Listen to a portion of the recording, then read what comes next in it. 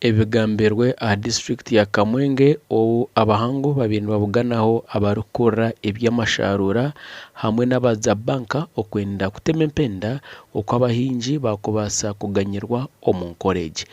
We are happy to have the team that is going to be working on the electronic system from our end, from the Ware Housing Receipt System Authority, led by Davis Musha and Martin and the team.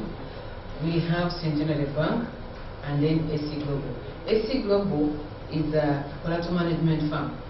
Abahango kurwa mu kitongore cya Uganda Ware Housing Receipt System bebembirwe Charsima Deblan bagira ngo abahingi obwahati nibaza kutunga umugisha go kubika ebihingwa byabo bitunge akatare okutanaho nenyuma. Kamwenge nesheni manyoka district eriku ushanga erukinge cyo runonga. Konka the same time ushanganye ne price inche ushangende yebyo eliansi abo kugira ngo tubiya mu kintu. So tujya post opportunity kugira ngo ibyo biteka mu kandi tutatargetinga only market ya Kamwenge no uba market ya Uganda targetinga market ya outside the country.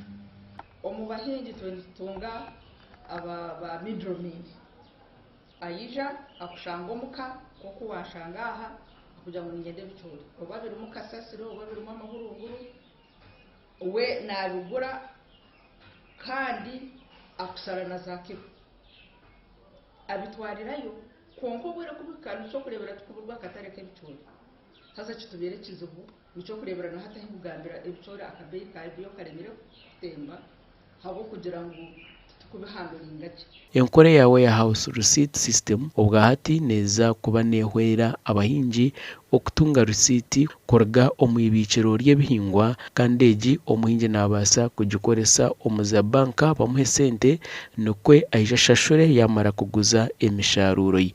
Ngira mwatambara mwa babetoruza mwa bafaseta it is the standard kandi ine capacity kubika ebiciro bya Kamwenge byona. Enkore yawe ya House Receipt System neja kuba nebika amasharura g'abahingi okusya ahigara tungira katare kibahwere kutunga amagoba mingi.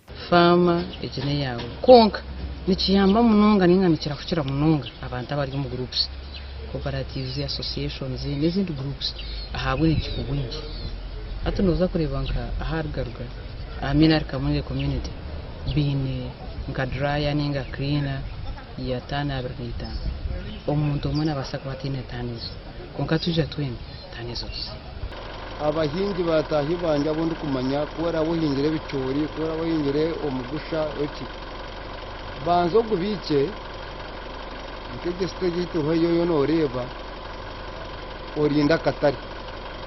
Encourage neza kuba nekora har Kamwenge Community Development Project gashakwa Anthony Twine.